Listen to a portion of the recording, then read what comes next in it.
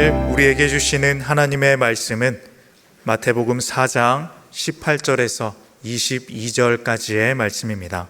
갈릴리 해변에 다니시다가 두 형제 곧 베드로라 하는 시몬과 그의 형제 안드레가 바다에 금을 던지시는 것을 보시니 그들은 어부라.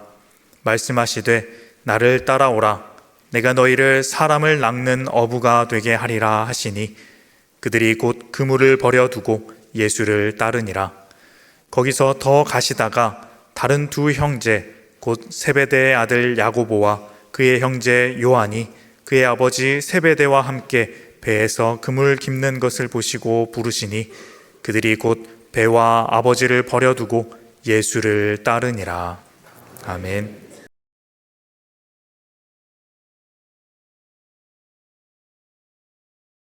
오늘 말씀은 멈추지 않는 그 뜨거움, 열정의 전염입니다.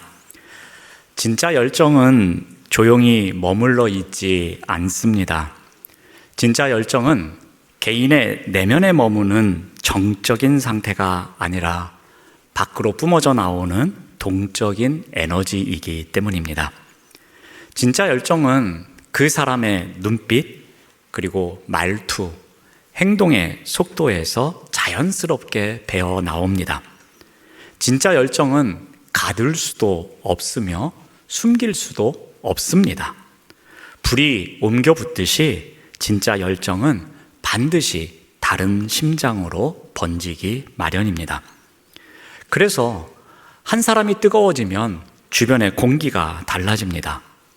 한 사람이 진심으로 하나님을 사랑하기 시작하면 주변의 온도가 달라집니다. 그의 말과 행동은 세상이 줄 수 없는 평안과 확신을 안겨줍니다. 이때 흐르는 공기는 긴장과 경쟁이 아닌 안식과 생명력으로 가득 채워집니다. 사람들은 그러한 사람 곁에 있는 것만으로도 이유 모를 위로를 얻기도 합니다. 그리고 자신의 삶을 돌아보기도 합니다. 진짜 열정은 개인의 감정이 아니라 영적 전염이기 때문입니다. 오늘 본문에는 예수님의 열정에 전염되어 인생의 항로를 바꾸게 된 제자들의 이야기가 나옵니다. 이 시간 본문 말씀을 중심으로 예수님의 열정이 제자들에게 어떻게 전염되었는지를 함께 살펴보고자 합니다. 예수님의 열정이 어떻게 전염되었을까요? 먼저 돌아봄에서 시작됩니다. 오늘 4장 18절 말씀을 보면은 갈릴리 해변에 다니시다가 두 형제 곧 베드로라 하는 시몬과 그의 형제 안드레가 바다에 금을 던지는 것을 보시니 그들은 어부라.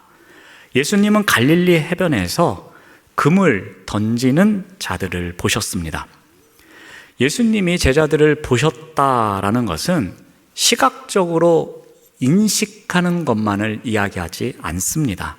이것은 그 대상의 중심, 그리고 그 대상이 갖고 있는 본질, 그리고 그 대상의 미래를 꿰뚫어 보셨음을 이야기합니다.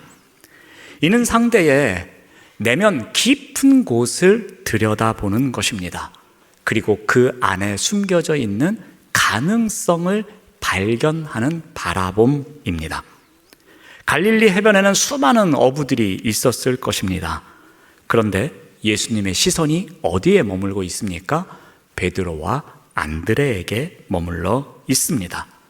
이것은 단순한 바라봄이 아니었습니다.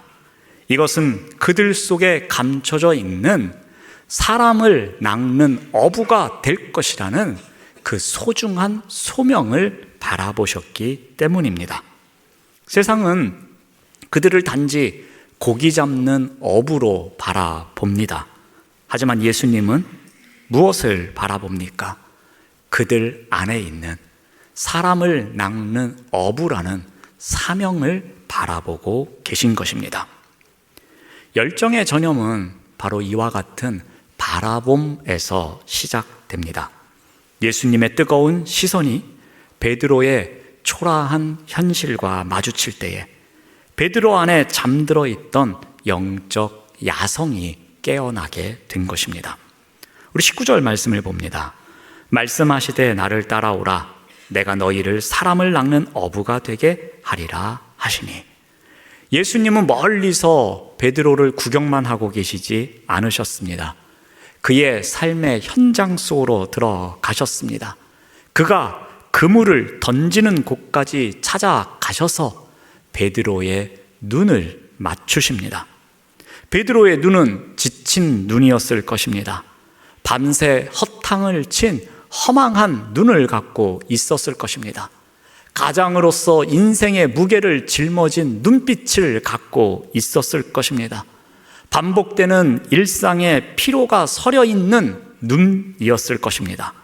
하지만 예수님의 눈은 어떠합니까? 뜨거운 사명의 눈빛을 갖고 계셨습니다. 이 두 눈이 마주칩니다. 순간 어떠한 일이 일어납니까? 예수님의 열정이 베드로에게 전염됩니다. 베드로 안에 잠들어 있었던 영적 야성이 예수님의 눈빛에 담긴 그 뜨거운 사랑 때문에 반응하여 깨어난 것입니다.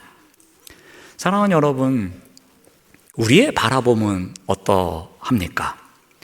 우리는 자녀를 어떠한 눈빛으로 바라봅니까?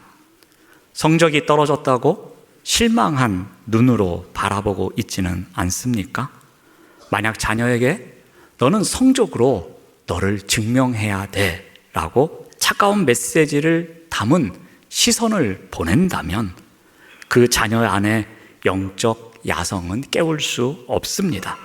그저 실패에 대한 두려움을 갖고 살아가게 만들 뿐입니다. 여러분, 배우자를 어떤 눈빛으로 바라봅니까? 가장 가까운 사람입니다. 그런데 늘 익숙한 눈빛으로, 때로는 서운한 눈빛으로 바라봅니다. 그래서 왜 당신은 이것밖에 못합니까? 왜 당신은 항상 그러합니까? 라는 눈빛으로 바라볼 때가 있습니다. 하지만 이러한 시선은 배우자의 열정을 건조하게 만들 뿐입니다. 예수님이 베드로의 지친 어깨를 먼저 보셨듯이 자녀의 수고를 먼저 바라보며 배우자의 내면의 아픔을 먼저 읽어내는 것이 우선일 것입니다. 내가 먼저 사랑의 마음을 담은 시선을 보낼 때에 상대방 안에서도 잠자고 있었던 사랑의 열정이 전염되어 살아나는 법입니다. 공동체 안에서 누군가를 바라볼 때에 어떻게 바라보십니까? 왜 저 사람은 1년 전이나 2년 전이나 그 전이나 지금까지 이렇게 변하지를 않나 하면서 정죄의 눈빛으로 바라보지는 않습니까? 상대의 허물과 부족함을 찾아내어 지적하거나 정죄하는 눈빛을 갖고 있지는 않습니까? 그러면 그 눈빛 안에서 그 상대방의 열정은 사라질 수밖에 없는 법입니다. 우리의 눈빛은 생각했던 것보다 훨씬 강력합니다. 아마도 말보다도 더 강력한 영적 에너지의 통로일 수도 있습니다. 우리가 누군가를 어떻게 보는가에 따라서 그 사람에게 너는 이런 사람이야 하면서 끊임없이 말하는 것과 똑같습니다. 예수님의 시선이 베드로의 인생을 바꾸었듯 우리의 눈빛 하나가 곁에 있는 소중한 사람들의 영적 야성을 깨울 수 있다는 것을 꼭 기억하시길 바랍니다. 그래서 누군가에게 열정을 전염시키고 싶으시다면 그 사람의 실수나 한계만 보지 마시고 그 사람을 향한 하나님의 가능성을 바라보시기 바랍니다. 열정은 절대로 지식으로 전염되는 것이 아닙니다. 열정은 바라봄으로 전염됩니다.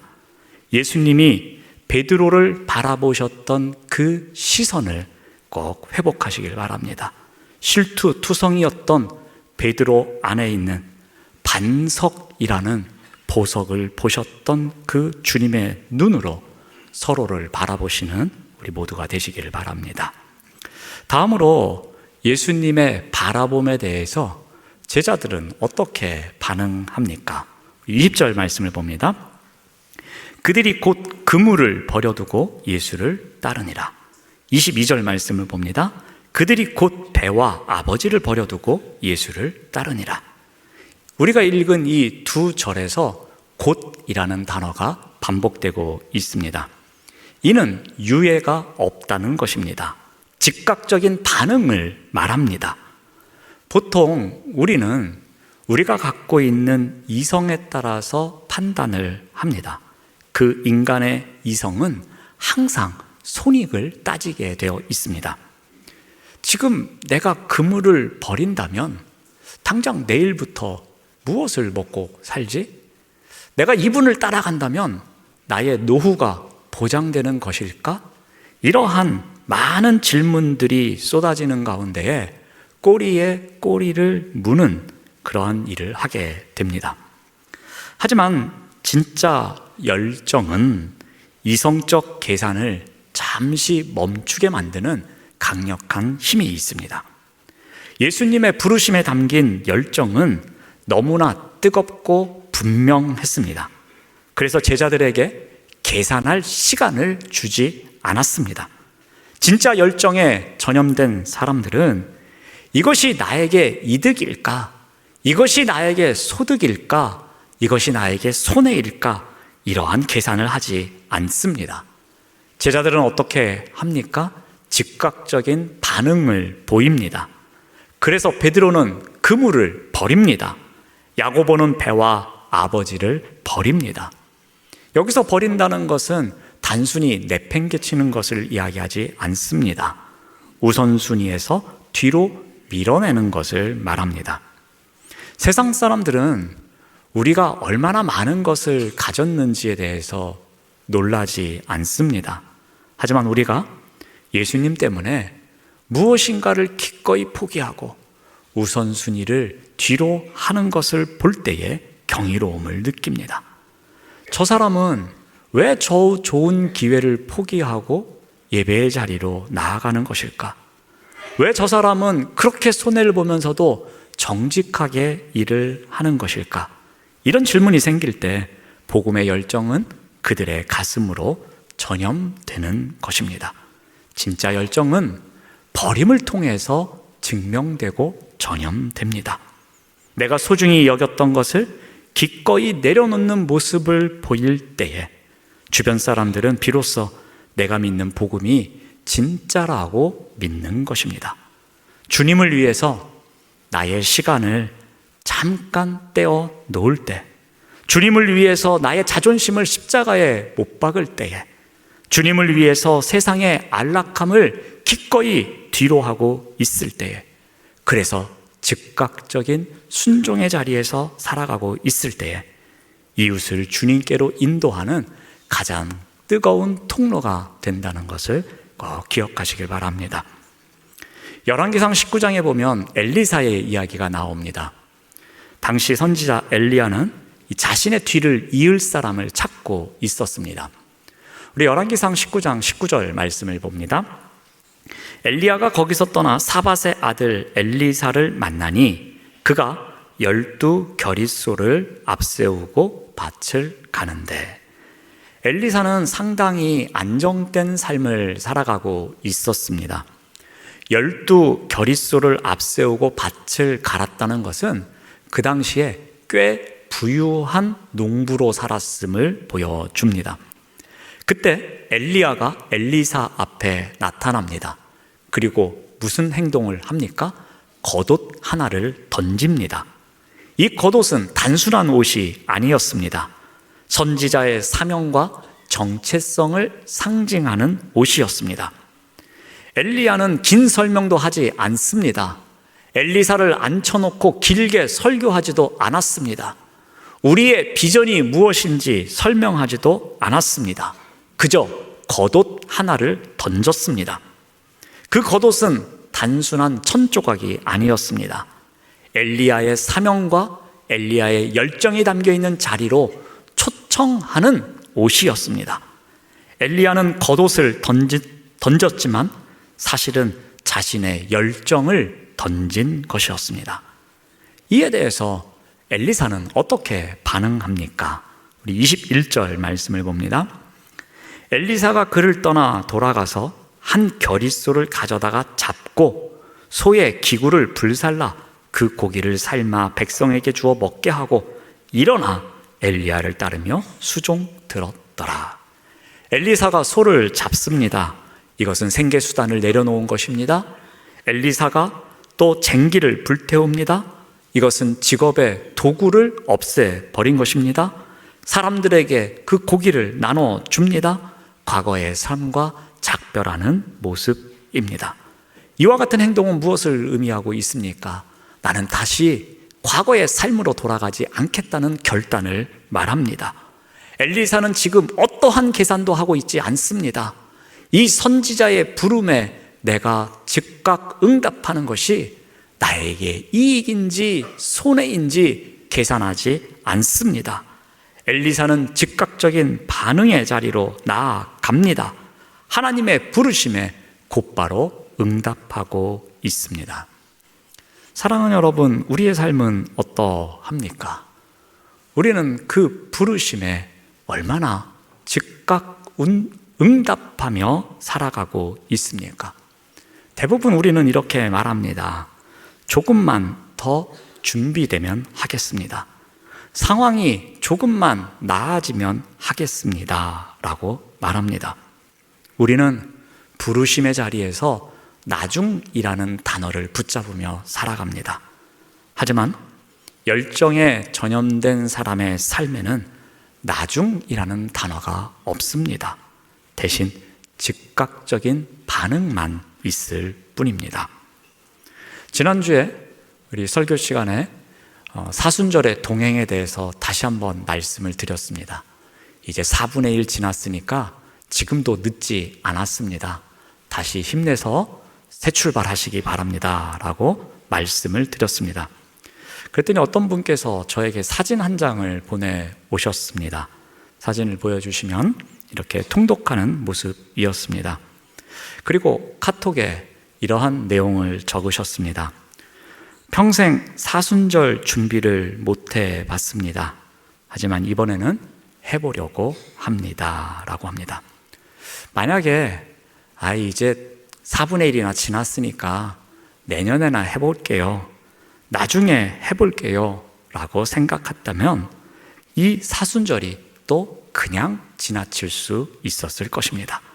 하지만 즉각적인 반응이 있었기에 다시 도전할 수 있었던 것입니다.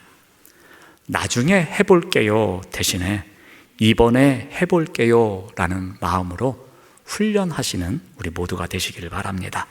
누구에게 열정을 전염시키고 싶으시다면, 그렇다면 나중이 아니라 즉각적인 반응이 열정을 전염시키는 가장 좋은 방법임을 꼭 기억하시기를 바랍니다. 마지막으로 즉각적인 반응에 대해서 예수님께서는 어떻게 하십니까? 우리 21절 말씀을 봅니다. 거기서 더 가시다가 다른 두 형제 곧 세베대의 아들 야고보와 그의 형제 요한이 그의 아버지 세베대와 함께 배에서 금을 깁는 것을 보시고 부르시니. 자, 여기서 우리가 눈여겨볼 표현이 하나 있습니다. 바로 더 가시다가 라는 부분입니다. 세상의 열정은 어느 정도 성과가 있으면 어떻게 합니까? 잠시 쉬어가거나 그 성과를 누리며 살아갑니다. 하지만 예수님의 열정은 어떠합니까? 멈추지 않습니다. 베드로와 안드레라는 두 명을 부르신 것으로 만족하지 않으셨습니다. 예수님은 거기서 더 가셨습니다. 그리고 또 다른 형제인 야고보와 요한을 부르셨습니다. 예수님은 제자 공동체를 만들기 위해서 한두 명을 부르신 것이 아니라 거기서 더 가셔서 또 부르고 또 거기서 더 가셔서 더 많은 사람들을 부르셨습니다. 그런데 여기에 중요한 이유가 한 가지 있습니다. 우리 18절 말씀을 다시 봅니다. 베드로라 하는 시몬과 그의 형제 안드레가 바다에 금을 던졌다라고 합니다. 또 21절 말씀을 봅니다. 야고보와 그의 형제 요한이 그의 아버지 세베대와 함께 배에서 금을 깁는 것을 보셨다고 합니다. 자, 베드로의 일행을 어떻게 묘사하고 있습니까? 금을 던지는 행동을 묘사하고 있습니다. 그러니까 활동적인 어부의 모습을 표현하고 있습니다. 야고보의 일행은 어떻게 기록하고 있습니까? 그들은 지금 그물을 깁던 모습으로 기록하고 있습니다. 마치 꼼꼼한 어부의 모습을 표현하고 있습니다. 예수님은 더 가셔서 이들을 모두 부르심으로 공동체의 멤버로 부르시고 공동체의 균형을 맞춰가고 있었습니다. 마치 앞으로 복음의 그물을 던져야 하는데 누구는 영혼을 낚는 열정이 있는 사람이고 어떤 사람은 공동체에 무슨 일이 있을 때 그 공동체를 보호하고 내실을 다지는 사명을 감당할 사람으로 부르신 것처럼 보여집니다. 예수님은 더 가셔서 다른 기질을 갖고 있지만 다른 성향을 갖고 있지만 다양한 은사를 갖고 있는 사람들을 제자로 공동체로 부르셨습니다. 그래서 앞으로 그 사역을 감당할 때에 심한 풍랑이 몰려올지라도 그 복음 공동체를 온전히 세워가기를 원하셨던 것입니다. 예수님은 인간의 연약함을 알고 계셨습니다. 홀로 타오르는 불씨는 한 번에 꺼진다는 것도 알고 계셨습니다. 하지만 함께 모여서 공동체를 이룬다면 그래서 그것은 모여있는 장작과 같이 서로에게 연료 역할을 해주기에 쉽게 꺼지지 않는 원리도 알고 계셨습니다. 그래서 베드로가 낙심할 때에는 요한이 위로해 주기도 하고 야고보가 지칠 때에는 안드레가 손을 잡아줄 수 있도록 다양하지만 서로가 다르지만 함께 공동체로 불러 모았습니다. 예수님은 공동체 안에서 그들이 어떻게 살아가기를 원하십니까? 서로 부딪히고 깎이는 가운데 예수님의 열정을 전염시키며 살아가기를 원하셨습니다.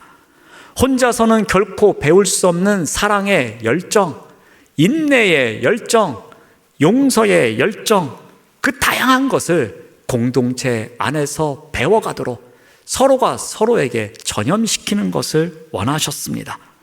열정은 절대로 진공 상태에서 전염될 수 없습니다. 반드시 관계라는 그것을 통해서 전염되는 것입니다. 예수님이 더 가셔서 사람을 부르고 공동체를 세우신 이유가 바로 여기에 있습니다. 열정이 한 사람에게만 머무는 것이 아니라 공동체로 부르심을 받은 사람들이 그 안에서 서로가 서로에게 그 열정을 전염시킬 수 있도록 예수님께서는 더 가셔서 사람들을 부르셨던 것입니다. 사랑하는 여러분, 누군가에게 열정을 전염시키고 싶으십니까? 열정의 전염은 공동체의 관계를 타고 흐릅니다. 받은 은혜를 함께 나눌 때에, 내가 지닌 아픔을 함께 나눌 때에, 그래서 서로를 위해서 기도해 줄 때에 따뜻한 위로와 격려의 말이 흘러갈 때에 그때 공동체 안에는 온도를 올리는 열정의 전염이 일어나는 것입니다. 우리가 던지는 자의 성향을 가졌든 아니면 깁는 자의 성향을 가졌든 어떠한 성향이든 상관없습니다. 주님은 우리 모두를 함께 부르셨습니다. 중요한 것은 서로가 서로에게 불씨 역할을 해주는 것입니다. 그렇다면 우리 영은교회는 주님이 더 가시며 찾으셨던 바로 그 사명 공동체가 될 것입니다.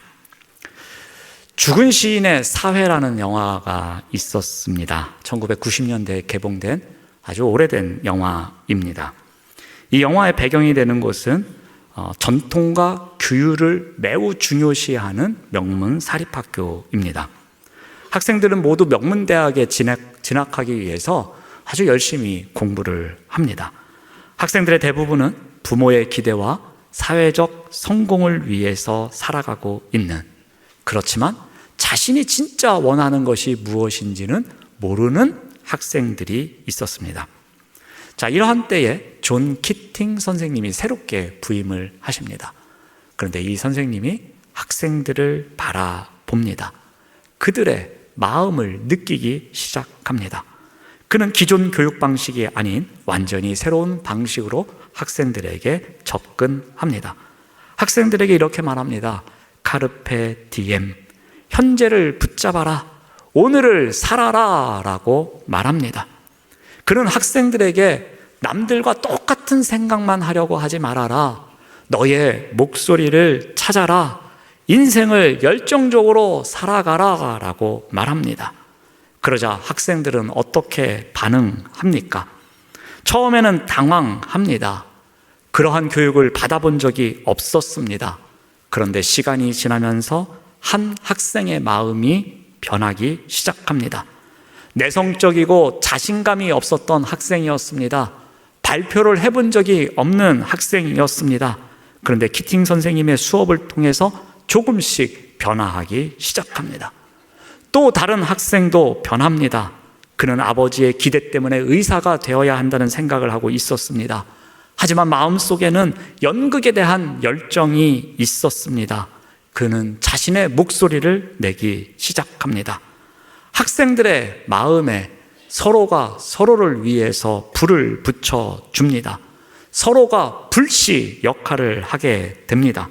결국 학생들은 잊혀졌던 동아리인 죽은 시인의 사회를 다시 시작합니다.